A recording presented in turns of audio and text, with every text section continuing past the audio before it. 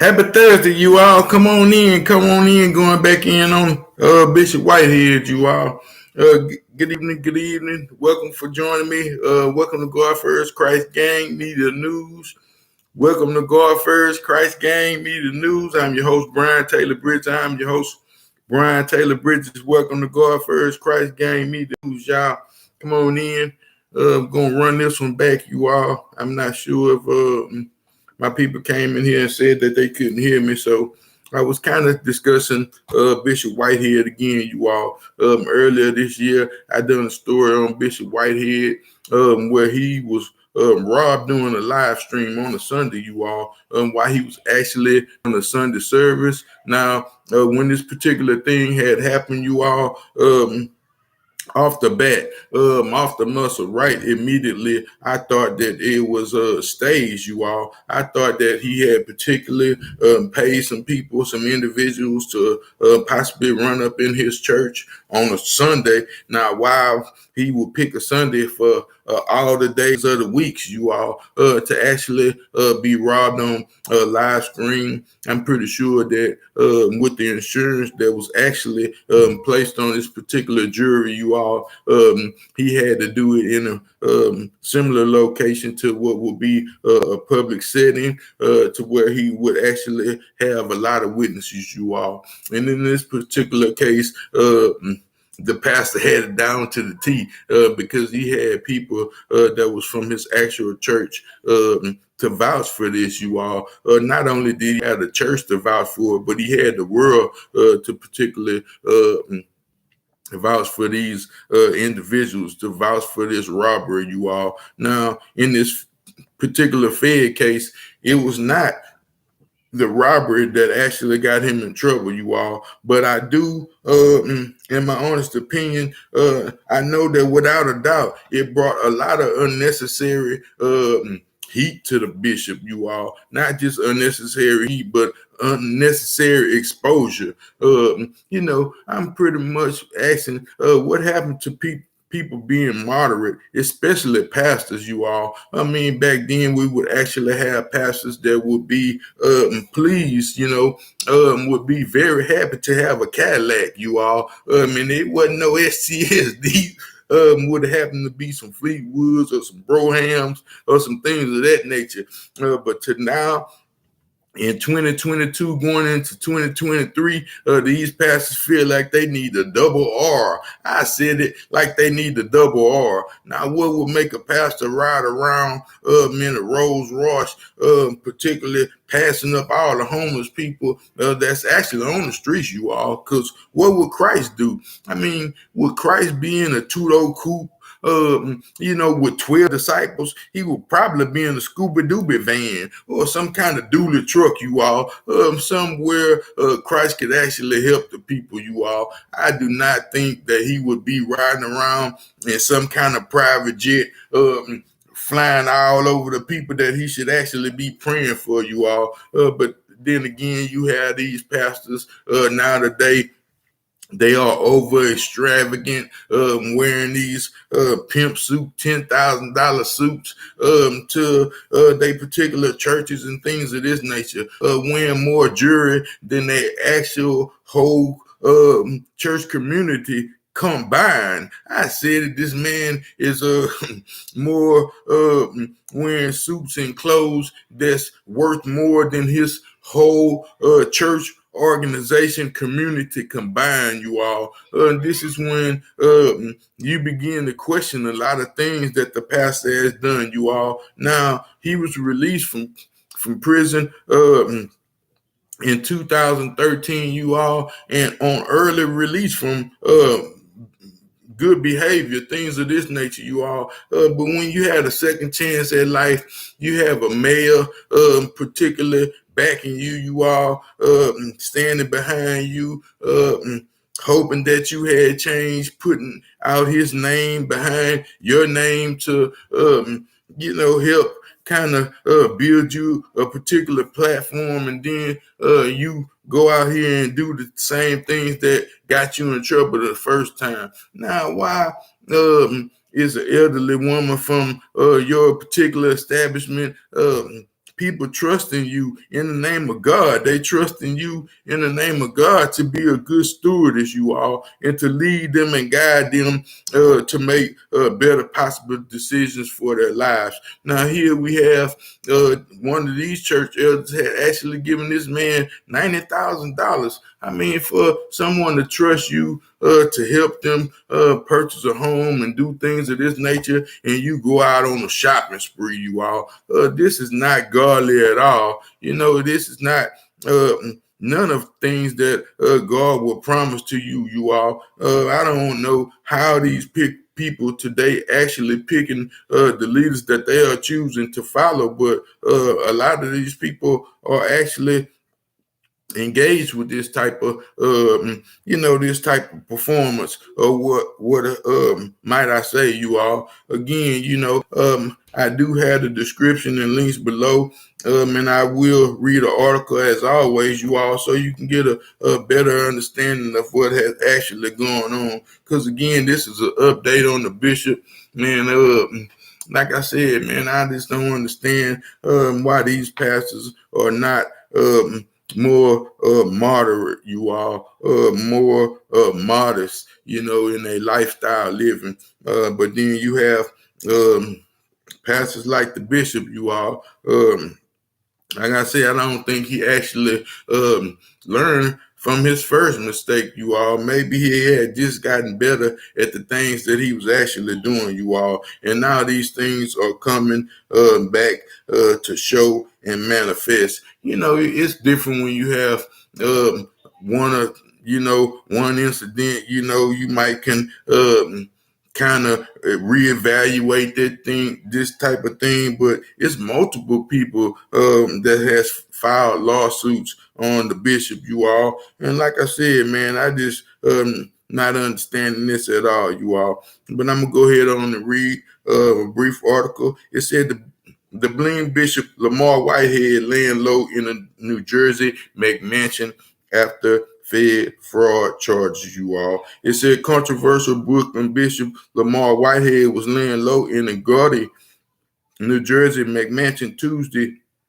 one day after getting slammed by federal charges for allegedly scamming a member of his congregation, you all. It said Whitehead, 44 years old, was held up at home Tuesday morning before he briefly emerged from his sprawling, you all, two-story brick house around noon, until the Post reporters to scram and yelled out, "Not guilty," when passed out the allegation lodged by Manhattan federal prosecutors Monday, you all. So it said everybody who got arrested is not guilty, said Whitehead, who sported a designer clothing including Gucci shoes and a large belt, also by a luxury label. Okay, brother, is what's being said. It said at one point, a black Chevy Suburban pulled right up to the door of the mansion so Whitehead could hop inside unseen, only to return moments later because he forgot something in the house, you all. And like I said, I don't think he actually forgot something at this particular point. I think that Bishop Whitehead just like the pretty much the attention that he actually gets from this, you all. It said a white Rolls Royce SUV and white Mercedes G-Wagon were also parked in the drive outside the Paramont's New Jersey mansion. Paramont's police later called to the house, going to speak to Whitehead, and then telling the Post he said he doesn't want to talk to you guys.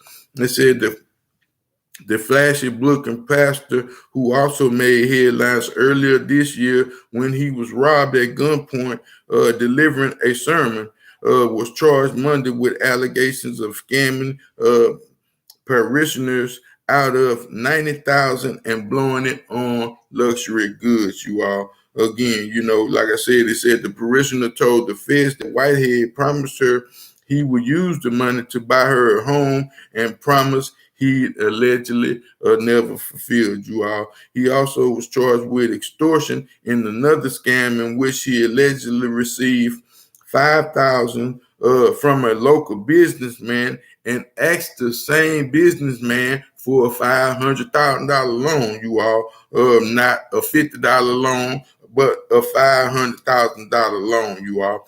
They said they promised to use his influence to get favorable auctions, you all, favorable auctions from the city in real estate deals, you all. So this is something that he had concocted up, like he was going to, probably had somebody that was down there, particularly one of those judges who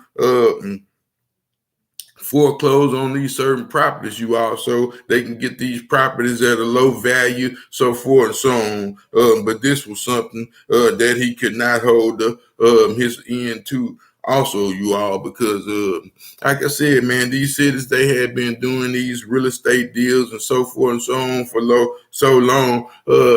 They pretty much had the people, they're gonna auction off these houses for the value that they may perceive that is worth, you all. But 9 times out of 10 that these homes are so low value. I mean, it's easy to come in and put some kind of rehab money into these particular houses and make double and quadruple your profit, you all. It said property records showed that Whitehead brought his 6-bedroom, 7-bathroom promoter's house in 2019 for $1.6 million, you all. It said this 6,200 square foot home sits on less than an acre and is currently worth $2.8 million, according to Zillow and Trulia, you all. So again, that was a pretty good investment that he made. Maybe he may have to use some of that money, or I'm not sure how much the bishop actually sitting on, you all. But like I said, because I have never been a millionaire myself, but like I said, this is none of the things that I would actually be engaged in, you all, because again, like I say, man, there's no way you can tell me Jesus Christ will be riding around in a coupe Lambo or nothing, things of these foolish natures, you all, where you're going to be pretty much passing by everybody who need prayer, everybody who need healing, because you too good and too clean to actually reach out to the people that you had actually come from. I said that too clean and too good, your car's too good for a homeless person to actually even sit in, you all. And this is not a godly thing to do for no pastor to do, if you ask me, you all. It said Whitehead, who motors around in a Rolls Royce and typically wears glittery jewelry, faces up to 65 years in a federal prison if he is convicted of federal charges, prosecutor said. He pled not guilty to his arraignment and was released on a $500,000 bond, you all. And again, it said his lawyer, Don Ferrio, denied the allegations outside the courthouse. We are vigorously going to defend these allegations, Ferro said. It said, we feel that he is being targeted and being turned into a victim and turning from a victim into a villain, you all. It said the flamboyant pastor boasts about ties with Mayor Eric Adams, you all. And this is another thing that pretty much burns me up. Pretty much is kind of hard for me to understand, because when you are given a second chance and people start to put their name behind your name and your brand and things that you are actually doing, to actually have a mayor to have your back, you all, it's a most honorable blessing. It's something that he shouldn't have wanted to make the mayor look bad nor himself. I said that he should not want to make himself look bad nor the mayor that had actually stick his name out behind this particular man, you all. It said, but also was convicted of identity theft in 2006, you all. It said for using victims personal information to buy cars and motorcycles. So way back then, these were the particular crimes that people were doing. They would actually take the names of dead people, the people that have actually passed with good credit, maybe multimillionaires, and just died over, things of that nature. It seems like these are some of the things that he was actually doing. Like I said, using other people's names to purchase his own vehicles, and this could be something that he had absolutely gotten better at. It don't seem like he really changed much, you all. But like I said, man, no telling where what the pastor is doing, or like I said, when you go to people they barely getting by. This lady that lived all her life to save up $90,000 to pretty much purchase her a home, you all. And she could be staying in an apartment, could be staying with some friends, could be in a situation, and then you living in such a magnitude, but you can't keep your word to actually go out there and help somebody get in a pretty good location or a home that they may purchase and die in. Like I said, man, it's a lot to actually be given such an honor, to be in a situation where you can actually help people, and you are doing more harm than you are actually doing help, you all. And then, like I said, even when they was talking about arresting the people that had actually robbed them and so forth and so on, he was vowing to not do community work until they found out what was going on. But I think some of these same men that had gotten arrested saying that they was down with the bishop already. There ain't no telling what's going on with them. It said Bishop Whitehead is also named in the numerous of civil suits, not one, not two, but numerous of lawsuits, including one filed by a former campaign worker. Now, a campaign worker, he had met this campaign worker through the mail, you all. And this is what is, like I said, so baffling to me, because this man has put his good name and his reputation behind you to help you rehabilitate yourself, help you be successful with your ministry and things of this nature, and you steady going to the mall, buying these particular suits, so forth and so on, man. Like I say, it's just something that is hard for me to understand, and why pastors today are not moderate, or not, why they have to be overcompensated, things of this nature, you all. Like I said, man, I don't understand, but I don't think Bishop gonna actually be able to bounce back from this one, you all. I'm pretty sure a cat got 9 lives, but I don't know how many chances and strikes they gonna keep on giving the bishop to actually behave in such a manner, you all. Because this is not one thing that people actually pay for. And I know quite a few pastors where, man, I can probably count them on 2 fingers, but have actually been in trouble for some of these dealing with elderly people, actually trusting them with their money and their finances, and come to find out that they are doing other things with these people money, instead of trying to build your church home, try to add some structure to your own ministry. Probably get the kids a daycare would have been the first thing to do, instead of going by some $20,000 rims for these particular cars. Things of this type of nature is, like I said, it's some things that, man, I never understand. It said including one filed against a campaign worker who claimed the bishop biked him out of 56 grand. Because like I say, man, they're not going to let people continue to do things and live in such a manner, you all. Like I said, man, it's when people actually get greedy and get accustomed to living a certain lifestyle. Then they got to do other things to kind of keep this lifestyle going, you all. And this is one thing that I once never understand, man. But I hope if Bishop find a light somewhere, you all. God for Christ gang. Peace. Here we are. Thank you for joining me.